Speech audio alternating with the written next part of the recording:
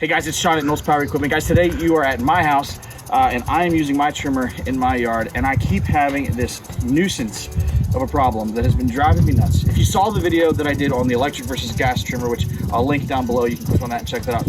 I mentioned that even my trimmer, when I hold it the way that I naturally hold it to trim grass, it burns my arm.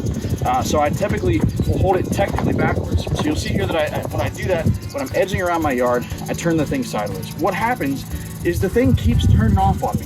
It drives me absolutely nuts. So what I discovered is inside of the gas tank here, the fuel line is too long. It sits down here in the bottom, so whenever I turn my trimmer to use it the way that I want to use it, the fuel line sticks out above the fuel, it runs out of fuel, and it turns the trimmer off.